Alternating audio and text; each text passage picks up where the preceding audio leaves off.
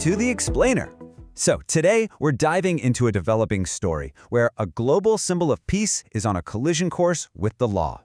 We're breaking down the planned indictment of Hak Ja Han, the leader of the Unification Church. To really get what's going on here, you have to understand the persona. Hak Ja Han has built her entire global identity around these very words, a mother of peace, someone who has devoted her entire life to world peace. This is the image she's carefully crafted for the world. So, let's start with the big question. Who is Hak Ja Han, and what's her public role that's now landed her in the middle of this firestorm?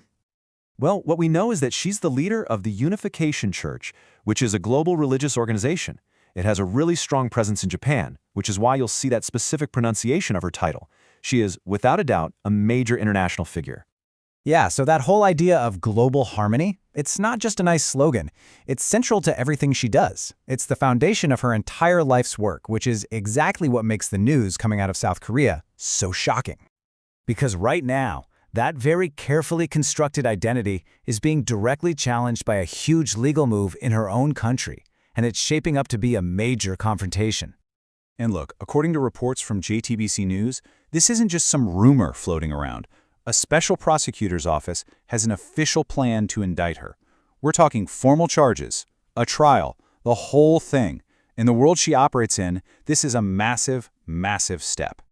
And they're not being vague about when this is going to happen either. The plan is to move right after the Chuseok holiday, which is one of Korea's biggest national holidays. That kind of timing tells you this isn't some far-off threat. It feels imminent. Okay, and here's where things get really complicated.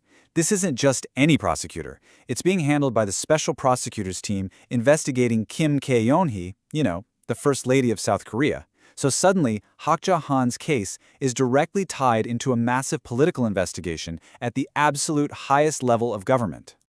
So you've got this massive indictment looming, connected to a huge political investigation. How did Hak Ja Han respond? Not with silence, that's for sure.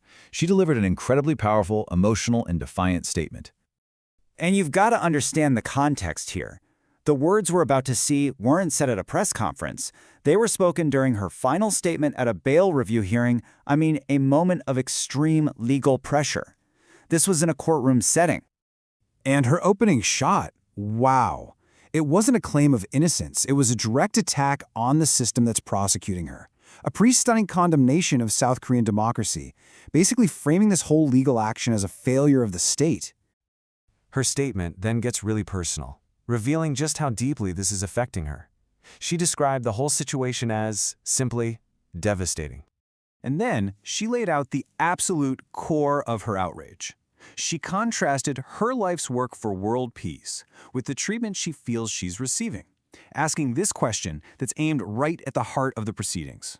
After a lifetime of dedication, is this how this country's democracy treats me? And this is really the conflict at the center of this whole story, isn't it? Is she the mother of peace she claims to be, or is she a defendant in a high-profile criminal investigation? The world is definitely watching to see which one of these two narratives is going to win out as this whole thing unfolds.